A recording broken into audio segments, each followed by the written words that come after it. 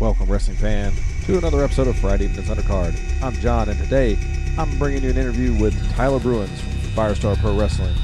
I was able to interview him shortly after his debut match at Firestar's premier event of the year, WrestleRevival 7. If you want to follow Tyler, you can find him on Instagram, TTime27. That's the letter T, period, TYME, and the number 27. You can also follow Firestar on Instagram at Firestar Pro Wrestling or at FSPW Training. And you can find Firestar on Facebook by searching for Firestar Pro Wrestling. You can find this show on Instagram at Friday Evening's Undercard, on Twitter at F Undercard, and on Facebook by searching for Friday Evening's Undercard. If you're listening on iTunes, we'd really appreciate it if you went and gave us that 5-star review. Thanks for listening. Enjoy the interview.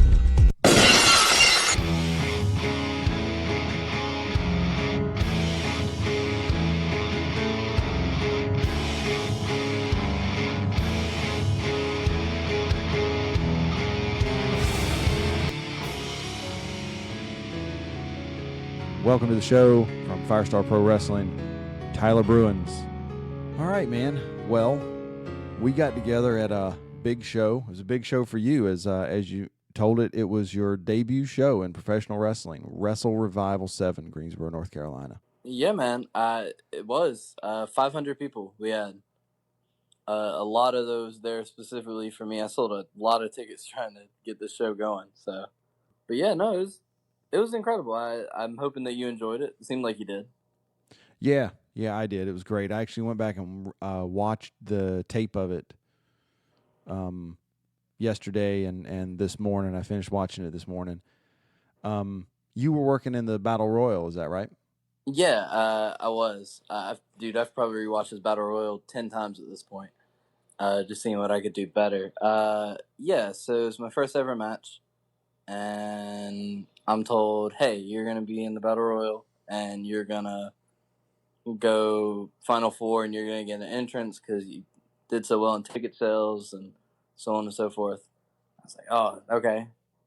And, yeah, he hooked me up with the whole entrance with the smoke and the lights and the music and the Titantron, and that was really cool. And then I got to go get beat up by James Drake. So that was incredible. Yeah, so what's it like having your first match be a battle royal with just stuff going on all over the place? I mean, you had 30, 40 people in there, just bodies flying everywhere, you know what I mean? I guess it helps and it hinders because you don't have all the focus on you, but you also don't have all the focus on you, if you know what I mean. I meant it gives you room to where you can, per se, if you're messing up and you're getting beat up real bad, people aren't really paying that much attention to you getting beat up in the corner. But if you're doing something really cool, it's kind of harder to see that. And that's something that I had a lot of people that came to see me was saying was like it was hard at certain points to follow me. They were just trying to keep an eye on my white knee pads because they were like, that stands out. So yeah, I meant it's hectic. It's like there was a chicken involved, which was very confusing. And it was just a lot of chaos. Nothing really can prepare for that. I was walking around during that match. I was taking some pictures, but I was also back behind the curtain a little bit. Mm-hmm. And I walked through there, like, to the entrance position, and there's this guy standing there with a chicken. And I'm just like, I don't know what's going on right now. Why is there a guy standing back here like at the gorilla position with a chicken in his hand? Like, what's going on here? Man, they forewarned me. They were like, "There's gonna be a chicken. Watch out." And when somebody says that, I kind of like passed it over. I mean, it was wrestling. Like, I didn't think twice about it. And then suddenly there's a live bird in the ring. I was confused, but I didn't have a chance to like really see it. And then afterwards, I was like, oh, there's a real freaking chicken back here. Like, okay. You were thinking they were talking about like a rubber chicken or a guy coming out in a chicken suit. Yeah, like not like a bird with the feathers and stuff running around the ring. Yeah, like, dude, I still have people asking me about that. I was like, real chicken? Yeah, that was definitely a real chicken at that point. Like, oh man, it was crazy. Apparently, she's really sweet. I'm not sure, but that's what I've told. Well, you never know. I've raised chickens in the past, but I don't think I would have ever brought one of them to a wrestling match. That's just me, though. No, I guess that's where you differ from Viva La Amish. Yeah, yeah. I do have to say I'm not Amish. That's a true statement. So how long had you been in wrestling school prior to the match at WrestleRevival? Uh, so this is a rather hectic story, but I'll try to point the finer parts out. Sophomore year of high school or freshman year of high school, which was like 2012. Um, I messaged one of the Bravado brothers. Are you familiar with their work? I am not. So they wrestled for Ring of Honor back in the earlier 2000s. One of them was recently working with Evolve. He's now cross seas in the UK, while the other one was running for political office around where I live. I grew up with him, the one that's running for political office. I grew up with both of them, but I grew up more with him. His name's Lancelot is his ring name. Houston is what I know him as. Really great guy. I messaged him. I was like, hey, can you get me in this business? To which he said, do some amateur wrestling, workout, and we'll talk about it. Senior year comes around. I go to 2 PWX shows. I learn the basics of wrestling, and I don't touch it for another 2 to 3 years. But during this time, they had a show called Grassroots Pro Wrestling in Eden, which is where I'm from, where I met LeBron Cozone. And he's like, come out to my school. And I said no. For a year, I didn't go. And then I ran into him again at another independent show. And I was trying to get trained there, and that was definitely not where I wanted to get trained. But be that as it may. He was like, hey, come out to my school again, please. I would enjoy having you. He didn't say, he didn't beg me, but he was like, he's being nice about it. So I was like, okay, he's a nice guy. Sure, I'll give it a go. And that was in October of this past year that I started. It was pretty sporadic at first. The first month was really solid, and then after that, I had car issues and every other issue under the sun. But I've been training consistently for about 3 months at this point. Up until the show, it'd only been about 2 months that I've been training very consistently. Okay. And what was the training like working with LeBron? At first it was 3 times a week. I would go. It was beginning and advanced, and I would go for as much as I possibly could get, and I was progressing very quickly, so I was really enjoying it. When I started coming back, he had dropped it down to twice a week, and my work schedule kind of hindered me from coming to certain hours of certain training. But I mean, overall, it was some pretty intense workouts, some pretty intense blow up drills, and then the fundamentals of wrestling. Like he really cracks down on the nitty gritty. Something that I don't know if a lot of people know. He studies the performance center and what they learn and what they teach and what they try out for, and he tries to get people to jump on that. So he really gives you the best training I believe possible for around here.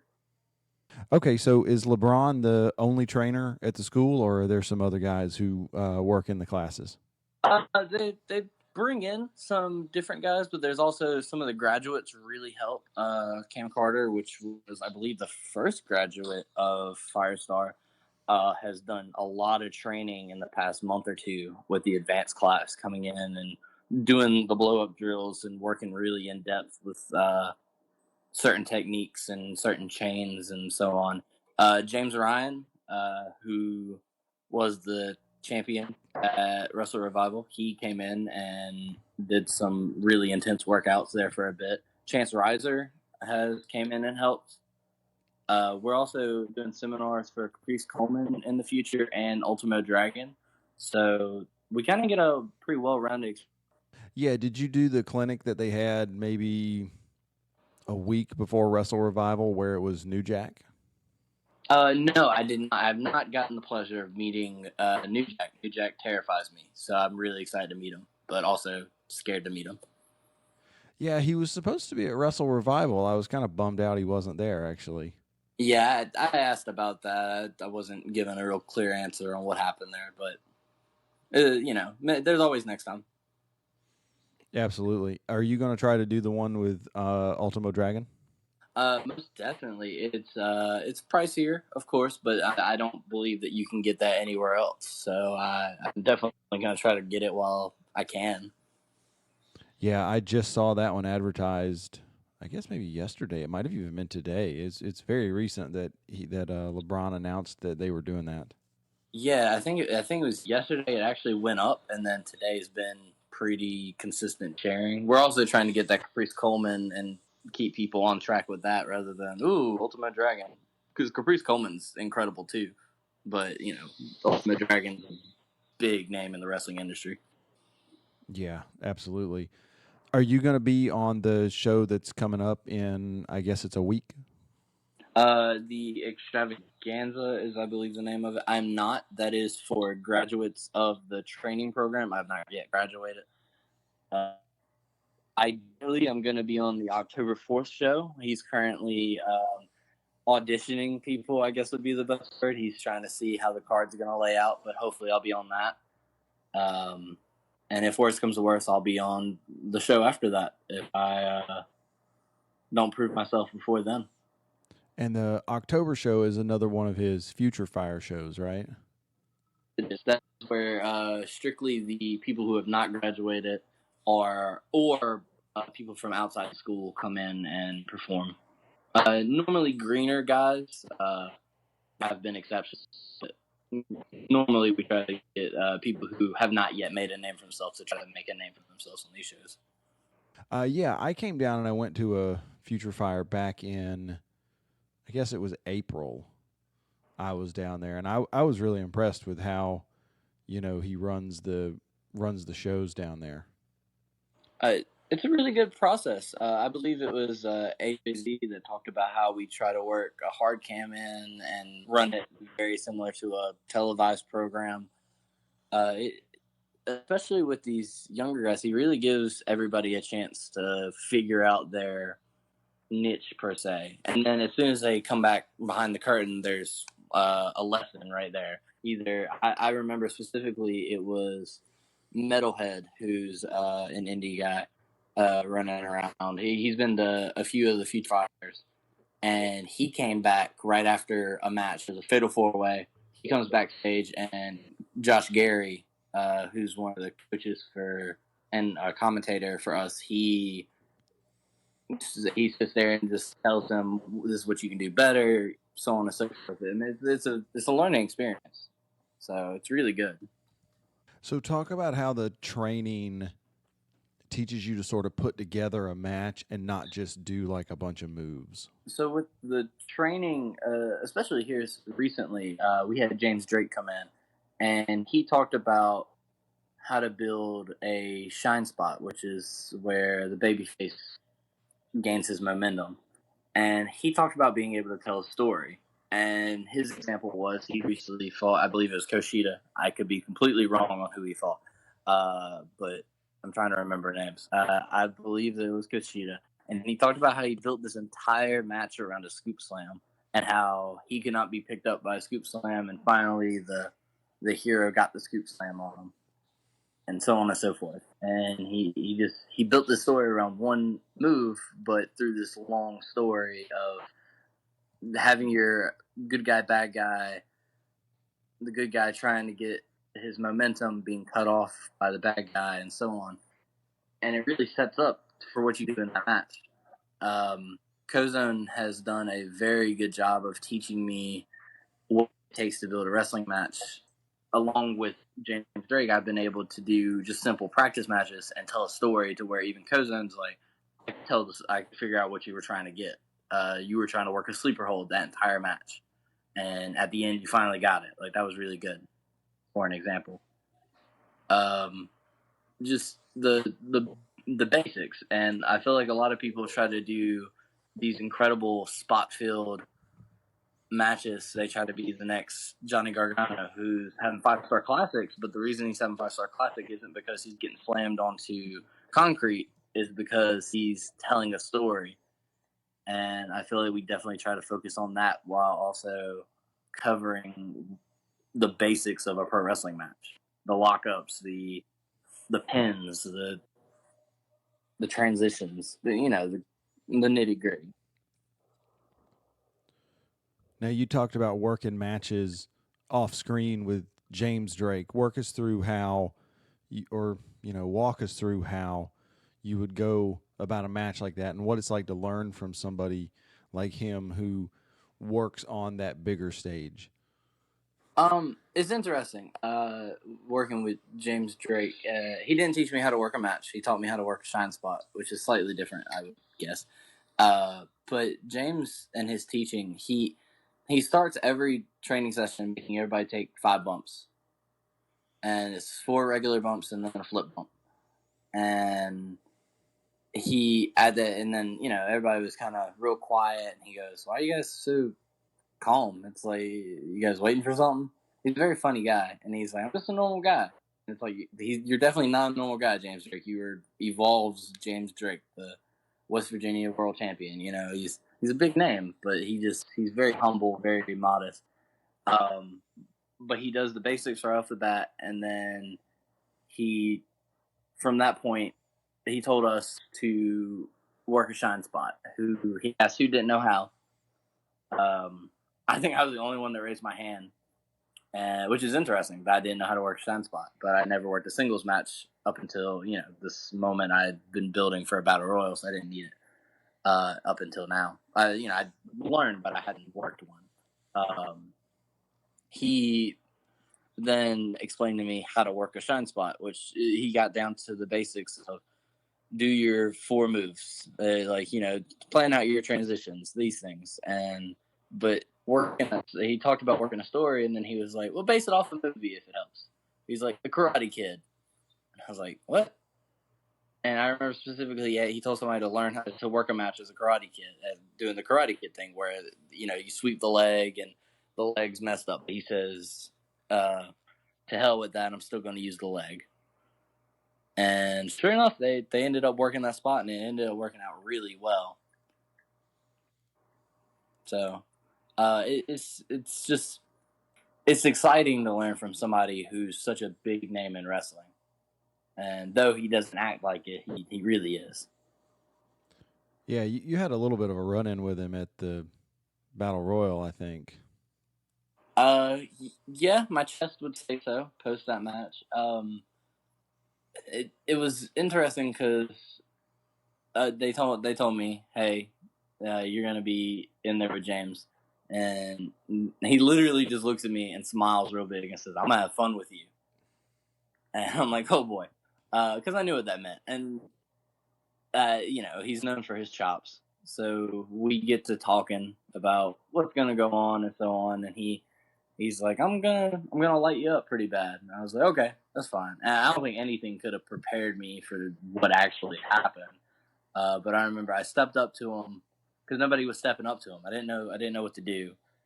I'm green as grass, and I'm like, James Drake's right here in the middle of the ring, and nobody's willing to stand up to him. And I walked up and hit him, and he yelled, "Stupid!" He chopped me one good time, and there's only 2 chops I felt the entire night, and it was that one and the last one he gave me where he put me on the ropes, and I screamed. And my family still talks about the way that I yelled. They were like, "Yeah, that was real. That was definitely you in pain." And I was like, "Yeah, that one hurt really bad." Sadly, I didn't end up taking him out. He was the kicker. I came down to the final 4, but James Drake was the one that eliminated me. But I wouldn't have wanted it to be anybody else. So Yeah, and obviously he was in there right to the end. I mean, he was the last one eliminated. yeah, he was. I think he's also the last one to come in. So I'm just saying, I lasted longer than he did when it comes to numbers. Not saying I'm better than him, but I really want to wrestle him again to try to prove that maybe I can hold my own. So maybe one day. Absolutely. It's interesting that you bring up that he said to use a movie reference for how to frame something. I was actually just talking to LeBron about something like this today. we were talking about the finish of a match. Mm-hmm. And have you seen Revenge of the Sith, the 6th Star Wars movie? Yes. Isn't that That's the one where we first get Darth Vader, where Anakin gets all his legs and arms cut off. He gets all burned up. Yeah, it's like technically the third in the runnings or some Right, malarkey. yeah. Yeah. Young Anakin with the yell at the end where the high ground moment is what I'm guessing you're going for. No, actually, Oh, like the next scene. I think a okay. lot of times wrestling matches go a little too far, just like I think that movie went for it went for too long. Okay. Now you think about this. You think about when they're in there, they do all the medical stuff on Anakin and he gets the mask. Mm-hmm. And then they stand him up in that chair and you see Darth Vader and then you hear the breath. Yeah. Now think about the ending to that movie if they just cut to credits right there. It would have been incredible.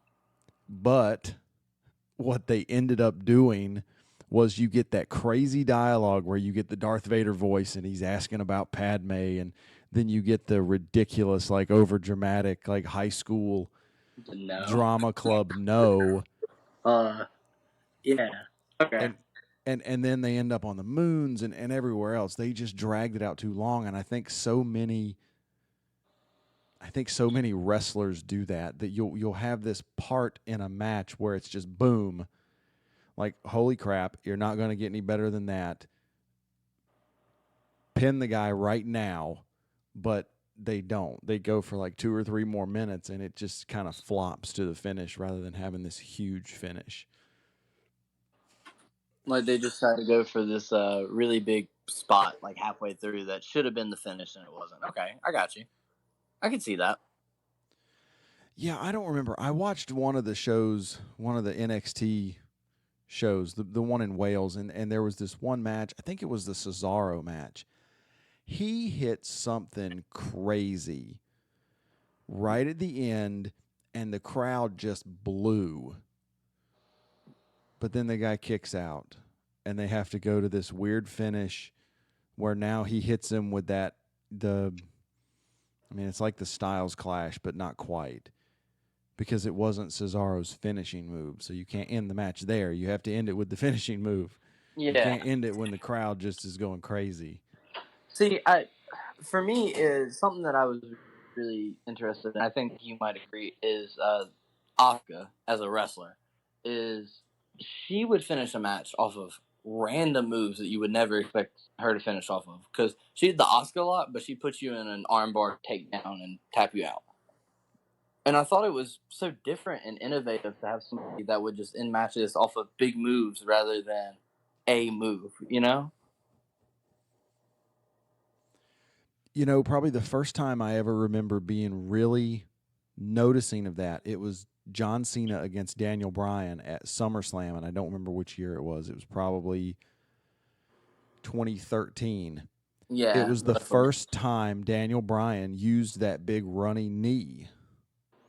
And I'm like, holy crap, that knee looked good. It looked like it took John Cena's head off, but Cena's probably going to kick out, and then maybe Daniel Bryan takes it to some anticlimactic finish with the label lock. But no, they get the 3 count out of it, and I was like, holy crap. And the crowd just came unglued. Oh, yeah. I feel like that should happen a lot more in wrestling rather than... I mean, it's cool. It's cool to watch your favorite wrestlers trade off their finishing move. But something I've actually worked in practice matches is I run a version of the Claymore as a finishing maneuver. But I don't. I was working at the last one. I worked a sleeper hold as a finishing maneuver. I'm just working different moves to see what I can make work and maybe end the match off of. And who knows? Maybe I'll start doing that in matches. I'll start ending off of really big moves rather than waiting for this finish that everybody's expecting. Well, you can do it 2 ways. You can do it off the big move that there's like no build to. You just all of a sudden hit somebody with a knee, or you hit somebody with a big boot, like a brogue kick, like Sheamus or something like that. Yeah. Or it can be something that you work into, like where you said you were trying to work the sleeper, that for 5 minutes you're trying to get this guy in a sleeper, and Oh all yeah. he's trying to do is counter it.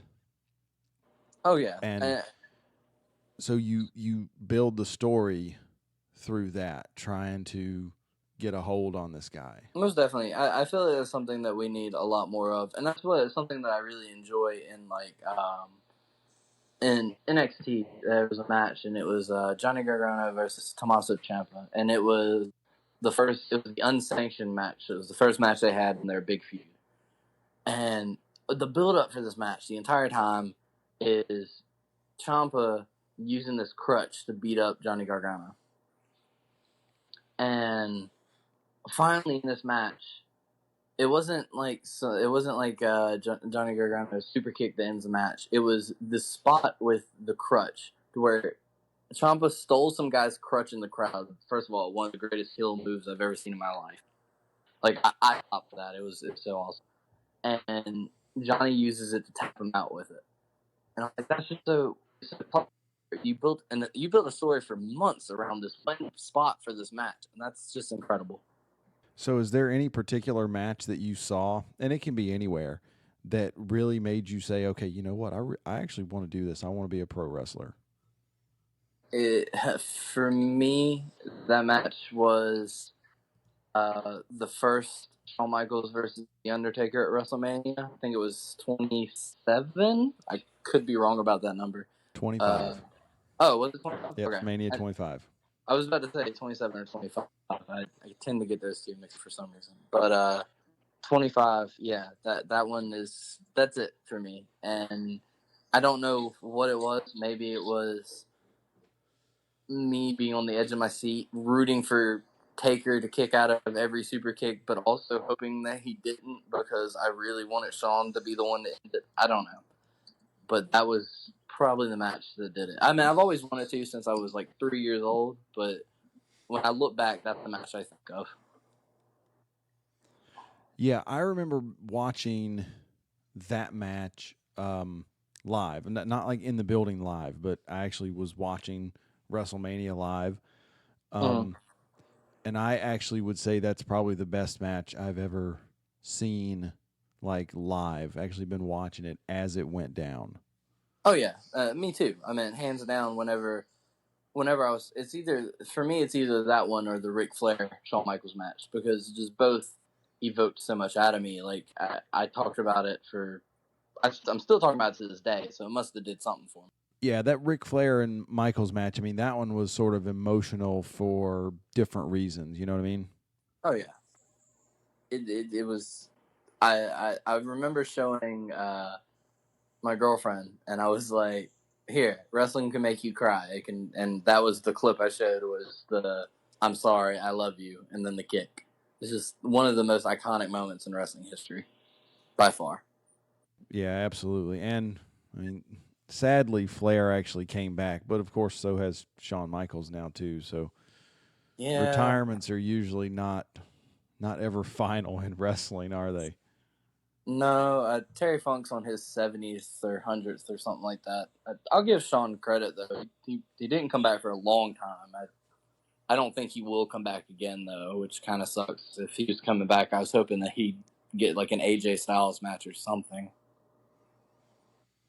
And not just a throwaway tag team match over in Saudi Arabia. A really bad throwaway tag team match. No disrespect to them, but like it was not fun to watch as a fan. Wait, was it the Saudi Arabia show they did that, or did they do that at that Uh, Australia show? It was the Saudi Arabia. The Australia show was the Taker Triple H, I think, the Super Showdown. I I don't remember. They all kind of run together at a point. Yeah, it was Saudi Arabia. I got to be honest, I don't really watch those Saudi Arabia shows.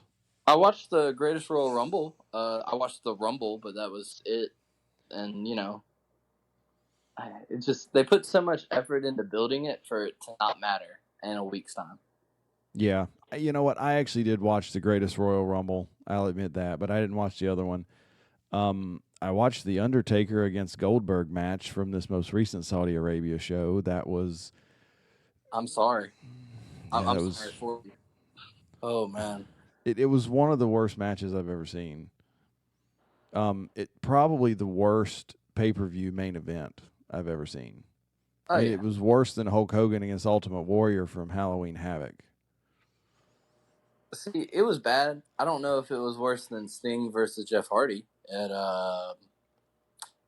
I don't remember what show was it. Slammiversary? I don't remember. I don't know. It was a TNA show. I mean, I've seen that match. You, honestly, I would put Undertaker and Goldberg ahead of that one because that Jeff Hardy match only went about 90 seconds, and probably 60 of that was him trying to throw his shirt.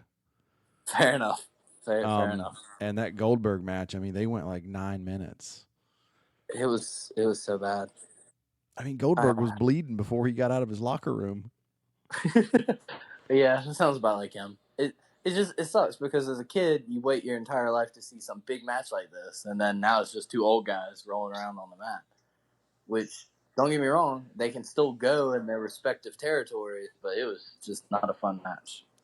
Yeah, I mean, in 2003 or 4, when they first brought Goldberg over to WWE, that probably would have been like a dream match that everybody would have just gone crazy about. But by 2019, yeah, I can't see anybody really wanting to see that match. Like, man, these guys are like 105 years old combined. I really want to see these two guys wrestle a match. Like, I was recently talking about that, and I was complaining, or I was explaining to somebody, complaining or explaining, probably a little bit of both, about how WWE has this talent for bringing in these old guys to fight other old guys, which I guess is fun, but you don't get a good match out of it. The tag team match from Saudi Arabia was awful. The Goldberg match was awful. But if you put Goldberg against Brock Lesnar, it was great for whatever reason. If you put Taker in a tag match with Roman Reigns against Drew McIntyre and Shane, apparently it's pretty good. I didn't watch that. I wouldn't know. I kind of given up at this point. But like, if you if you brought Shawn Michaels in and made him fight AJ Styles or Dolph Ziggler or hell The Miz, it would have been incredible. But you put him, or at least good. You put him in a tag match with guys who don't wrestle consistently. It's just not. It's not good. I don't know why they do that. So you don't really watch WWE stuff anymore? I will watch the clips, especially the ones that involve Bray Wyatt. I watch the clips on YouTube. I try not to have cable in my house, but because of reasons, I'll watch the network. I watch the pay-per-views. I actually watched a lot of Clash of Champions. Mostly, I will say it's pretty much thanks to Bray Wyatt at this point. I'm very interested in his character and what he's doing with that. But past that, I'm watching the booking, and I'm not a booker. I'm not. I don't get paid for that. I don't currently get paid for anything that has to do with wrestling. I'm just a smart mark who has a love for this business. But with one match under his belt, so I know way too much. Obviously, it's very much sarcasm. But it's like I'm just disappointed with the product with they're putting out, and it's like NXT is incredible. The match quality is incredible, but I'm tired of watching Brock Lesnar and Seth Rollins. I'm tired of watching. I'm tired. I'm tired of the same old story over and over. I want something innovative and different, and not the same boring product. Are you going to try to give AEW a go, or are you sort of the opinion that they're like the same old thing, just with a different wrapping paper? No, I definitely I wanted to watch the pay-per-views when they came on. I did not get the chance. I recently went back and rewatched, especially the Cody and Goldust match. I watched that very attentively because I was very interested in it. I want to give it a go. I really do. It's it's one of those things where I have to learn the characters and stuff, much like when I started watching Firestar or any other promotion. You might not know who they are, but you can still watch the show and hopefully get a grasp of what's going on. Which I know half of the roster. Then the other half is like newer, younger guys or girls. So I'm willing to give it a shot. I want to. I think that's one of the problems and it's not just them, it's kind of everybody in the business. There's not really any wrestlers out there who have any sort of name recognition for somebody to beat and have it be like, whoa, that guy's a star. You know what I mean? Oh yeah. I think that's the big problem in wrestling right now is there's not a though. I mean, in the wrestling community. Okay, so like let's say hell 5 years ago, if I said the name John Cena to random Joe on the side of the road, he knows who I'm talking about. Everybody knows who John Cena is. He is that star power just from wrestling. Like this is before the movies and everything. It's like now we don't have that. We don't have anybody other than Brock Lesnar who is barely there who has that. And I feel like that's really rough to bring in a casual person to watch this. And then for a wrestling fan, we don't have anybody that can make a star out of. And I don't know, it's a really tough predicament to try to build a superstar right now in today's wrestling community. Yeah, for so much of WWE, like for somebody who hasn't watched in a while, they're not going to have any idea who anybody is. Maybe Randy Orton. Oh yeah, and then sometimes he's not even there. So I recently actually I talk about this with my buddies at work because they're interested in me wrestling, but they don't watch wrestling anymore. And it's like I'll talk about like somebody like my boss. He was, do you know Jake the Snake? And I was like, yes, I know Jake the Snake Roberts. And he's like, you remember the time he had a real snake? And it's like little things like that. But it's like I'll ask him, hey, have you ever heard of Seth Rollins? Like, no, who's that? And I'm like, that's the world champion right now. Like this universal champion. You don't know who that is? Okay. It's like it's I don't know, it's a different world, I guess. It's weird to me. Well, it is. I mean, in years past, you'd have Hulk Hogan going on David Letterman and Hulk Hogan going on Saturday Night Live, and now you never see that. It's very, very rare that you see WWE people on any of these like anything really other than Cena.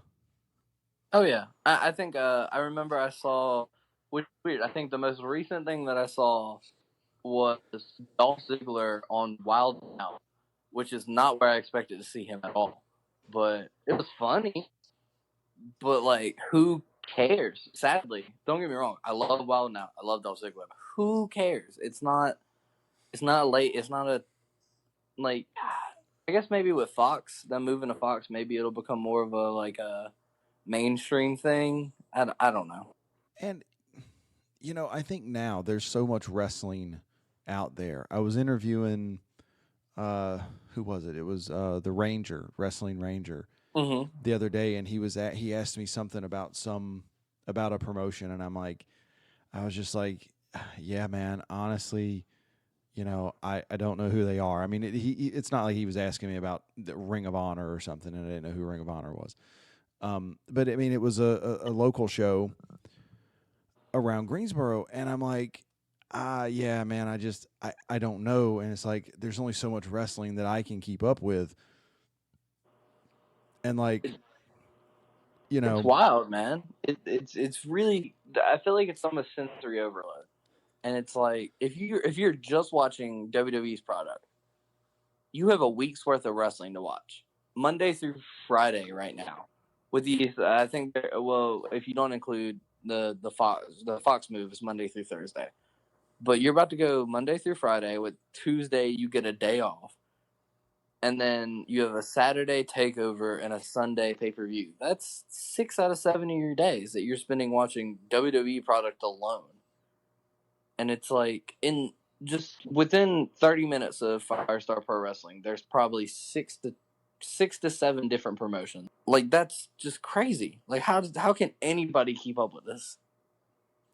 you know, and I'm not trying to insult the guy or anything, but like honestly, I didn't know who James Drake was backstage at Firestar when I was there for WrestleRevival Wait, because I'm not a subscriber to Evolve Like they don't if their stuff was on YouTube and I knew it was like a big deal, like I'd probably watch it. But I don't subscribe to their stuff, so I didn't know who he was. Just because there's only so much wrestling you can watch.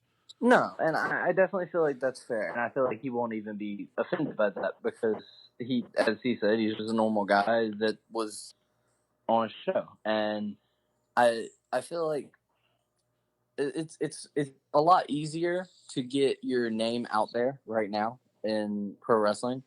I've met so many people. There's probably a million wrestlers, like at least and I've probably met 1,000 of them just in my 6 months of wrestling or whatever that I've been training. But then there's so much, and it's like how do you actually? It's like how do I share the 20 promotions, every poster that they have of every show they have coming out, and then like James Drake. The only reason, a lot of people don't know who he is that went to the show, because he's a lot of casual fans who might not know who he is. But then you also have people from like New York. I had a friend of mine from New York who's like, that guy was on the network, right? He's on Evolve, the Evolve show. They, I was like, yeah, you know, I don't know. It's a lot, which I hate that we can't all know who James Drake is, but at the same time, I get it. It's like there's a lot of people to know in wrestling right now. I didn't know who Austin Theory was before I watched that show, the Evolve show, and he's going to be a new signee for NXT, or he's rumored to be or something. Yeah, I think I heard that, and I mean he came from Firestar, as I Yeah. understand it.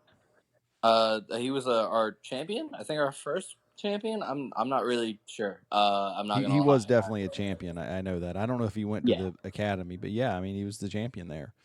Which that's really cool, and I love that we're having somebody represent us in a way. But at the same time, no offense to him, I didn't know who the hell he was, and that sucks that I didn't know him because he's very talented. But it's just there's so many people. It's like at six before he was Solomon Crow, Sammy Callahan. I'm sure you're familiar with him, right? Yep. I know Sammy Callahan. Okay, so before Solomon Crow, I had no idea who Sammy Callahan was. Like I heard of him, but I never seen his work at all. And that sucks because he's really good. But how do you how am I supposed to keep up with all the wrestlers that everybody loves? I don't know. I don't get it. Yeah, man. There's just too much stuff out there. Which I'm glad that we have stuff to choose from. That's nice. We have alternatives. The one show, that being WWE. I mean, but at the same time, it is. I can get why it would be a lot for some people. I mean, it's a lot for us. Yeah, well, talking about watching wrestling like on the TV and stuff. Who was your favorite wrestler when you were watching as a kid growing up? My favorite wrestler when I was watching as a kid growing up, it kind of swaps. When I'd listened to you ask other people this, so I thought about it, and the first person that pops in my head is Chris Jericho. And the reason he pops in my head is the first live show for WWE I ever went to when I was a kid was I can tell you the matches on the show.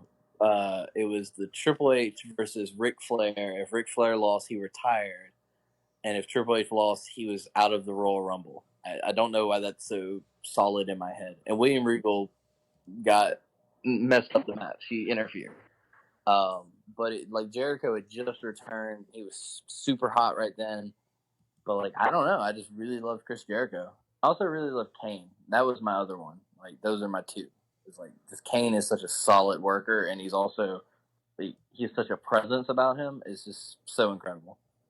Well, and obviously you're getting to see Jericho a lot more now, running with AEW. He is all over the place, and I love it. He is a character now more than ever, and I don't know how he keeps doing it. Did you said you didn't get to see the most recent pay-per-view, right? No, was that the one that John Moxley made his debut at? No, Moxley debuted at All Out, the one with Cody and Dustin. Okay, I watched that clip. No, I haven't.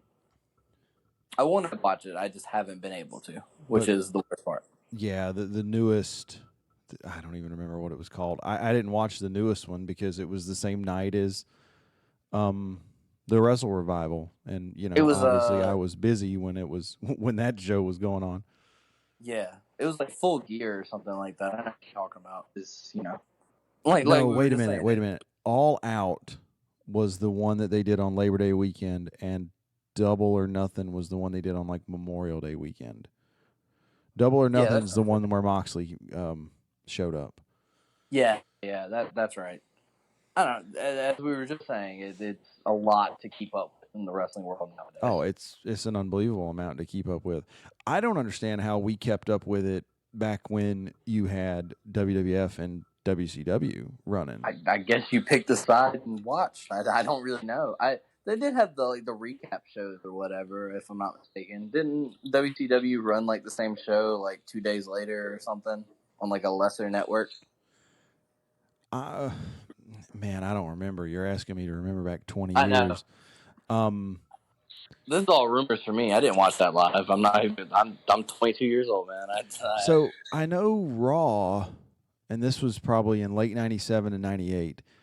They had like the Monday night show, and then I think Saturday night, Sunday morning, probably like 1 a.m., some just death slot where I'm sure they could get TV time for nickels. Mm-hmm.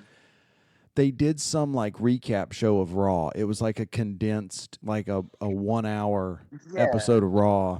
But I mean, 1 o'clock in the morning. So there's And it just did no like like, the highlights. Yeah, there's no like reasonable person staying up watching that. I'm sure there was somebody though. Some sad sap having to rewatch it. Oh man. And then I don't actually remember if WCW had anything, but of course that's back when they had the syndicated shows too that they would send out to the local markets.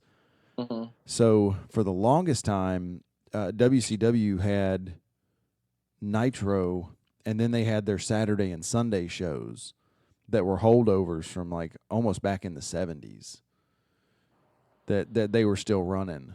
They weren't live; they were taped in like studios and stuff like that. I remember them doing that. Okay. I'm not sure. I mean, I remember specifically. I remember the Raw retape. You're jogging my memory. But I remember as a kid not watching it at 1 in the morning, but like recording it because I thought it was something different. Because they still did it up until like DVR was the thing. And I would record it and be like, "Oh, I have to watch this," and it was just a rerun. And I was like, "Well, this is really irritating that I spent all this time watching this, thinking it was different." But no. Yeah. Oh, here's a show. Do you remember? This would have probably been like 2008, maybe Mm-hmm. 9. Do you remember Saturday Morning Slam that WWE did? No, I don't, and I feel like it probably was not good. No, so it was weird. It was like a 30-minute kids show. Okay. And so it had like cartoon spots mixed in, but they also had at least 1 or 2 matches. But here's the thing, the matches, because it was run during like the Saturday morning cartoon time slots, basically it was on USA at like 8:30 in the morning. Okay. It was G rated. Oh no. How do you put together a wrestling match with a G rating? Because it's like you basically can't hit each other. I'd actually like to go back and watch some of those episodes because I'm sure the matches are just really comical. Oh man, it was probably like Santino Marella versus Kozlov, and who can do the dumbest thing first? Maybe. Kofi did some matches. I remember that. But, Oh man. It's like, wow, G-rated wrestling match. And I'm not saying we need to go back to like TV 14 where they were doing stuff in coffins and all that kind of crazy stuff. But, I'll take PG. there is a balance. I don't know, man. Maybe we should go back to it. Maybe we should have a Firestar G-rated show. Somebody book that. I'll email LeBron. I'm sure he'll get right on that. All right, let's see here. One last question. I'm asking you this after the first match you've ever worked. Yes. What's your dream match with who and where? Oh man. I feel like everybody has that WrestleMania moment, and I'd love to work. If can I play with time here? Can I be like Shawn Michaels in his prime at WrestleMania? Sure. Or I would love to do that. Or current day, I'd love to. If it was tomorrow, AJ Styles at Mania. But interestingly enough, I'd also like either of the two people who have trained me. The first one being Lancelot Bravado, who got my foot in this business. I keep telling him I'm going to drag him out of retirement, even if it kills me. But, he's retired, whatever that means in wrestling. Or LeBron Cozone. And I'll take him anywhere, man. It doesn't matter. All right. We've got two, major dreams. Yeah. That being WrestleMania with Michaels or Styles. And then we've got two, this is what the dream is. This is the dream on the way to the dream. Oh, yeah. It's like gymnasium dream, which, I could probably accomplish that in a gym opposed to an arena. But if I can get in an arena, I'll definitely take it. I don't think I'm going to get AJ Styles or Shawn Michaels in a gymnasium anytime soon. No, I don't think you will. All right, man. Well, we're kind of starting to wrap it up here. I'm going to just open up the floor to you. If you've got anything you want to say to your fans out there, go right ahead. I'd love to give a big shout out to everybody that's supporting me in this journey. It's been a long one. Of course, I want to thank LeBron Cozone specifically for getting me here. If it wasn't for him, I probably wouldn't be here. Yeah, definitely a big thanks to everybody that came out to WrestleRevival and is pushing me along this path. I love every minute of it. Stay tuned. There's a lot more to come. All right, wrestling fans, you heard it from him. Tyler Bruins, good guy, debut match, working in the business. I appreciate you listening. He appreciates you listening. We'll talk to you again next time.